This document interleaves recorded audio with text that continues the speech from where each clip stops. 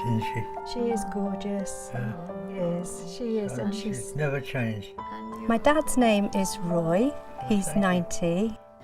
My mum's Doreen. She's 83. There it is. On one occasion, when they were visiting the caravan, my dad was doing some gardening and he fell and he broke his hip.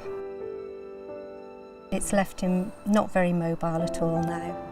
My dad's also got COPD. He gets very, very out of breath. He's had many, many chest infections and usually resulting in him going into hospital. On the one occasion when my dad was in hospital for 6 weeks, he wasn't getting any better at all and his mood went down. He deteriorated very, very quickly and it was really quite distressing to see his mood drop to the extent it did. For an older person, sometimes going into hospital is absolutely the right thing to do, but sometimes it isn't. We know that once a person reaches the age of 80, spending 10 days in hospital is the equivalent of losing 10 years of muscle strength. So in Shropshire, we've decided to do things differently. First off, we've got a lady in A&E. We've created a team within the hospital that's dedicated totally to frailty.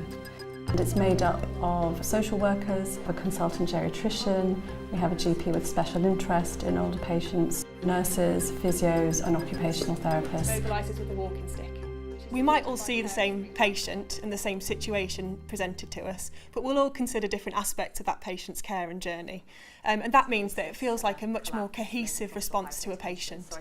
I'm able to support the team with making decisions about patients when they're medically fit, medication reviews, liaising with families. The fact that we can all go and speak to each other and discuss these patients and get them seen so quickly now, it makes a huge difference to the turnover.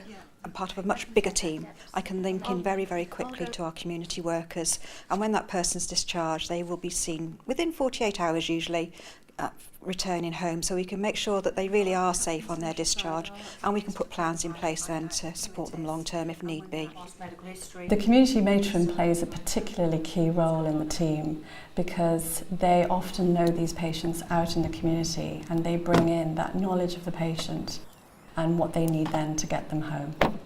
He fell down the stairs from top to bottom in February, and that's when the Frailty team got involved. They visited Dad while he was in hospital and took him under their wing, so to speak, and it's just been absolutely fantastic ever since. Any chest pain today, Roy? Not at all. No. So the role of the community matron is mainly around sort of supporting people within their own home, with the extra sort of skills that we've developed around long-term conditions, prescribing, advanced clinical practice to enable us to assess patients more speedily.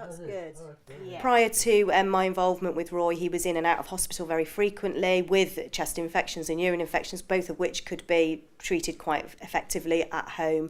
So since my involvement in February, he hasn't actually been in hospital, but there are probably about 5 or 6 occasions where he's been treated at home, and probably in the past he would have been admitted.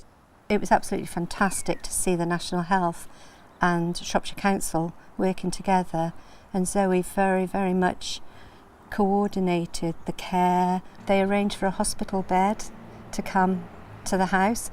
It was really heartwarming just to see all those different agencies joining up for Dad's health and safety. We know it's having an impact both on admissions onto the wards and also on the length of stay of patients if they do happen to go onto the wards.